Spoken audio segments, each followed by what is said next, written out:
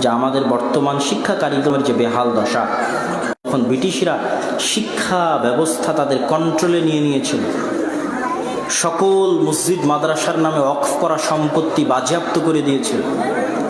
তখন আমাদের বাপদাদারা মনে করেছিল যে মক্তব না চালালে, মসজিদে দ্বীনের শিক্ষা না করলে দিন টিকে থাকবে না।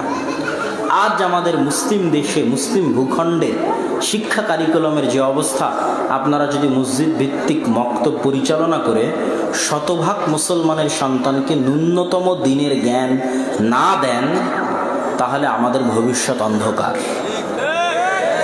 অতএব আপনারা যেখান থেকে এসেছেন, যেখানেই ফিরে যাবেন, এই একটা মোটিভ নিয়ে আপনারা ফিরে যাবেন যে মসজিদ ভিত্তিক দিন শিক্ষা নিয়ে কাজ করবেন। এই হুজুগে কাজ থেকে আমাদের আস্তে আস্তে বের হয়ে আসতে হবে।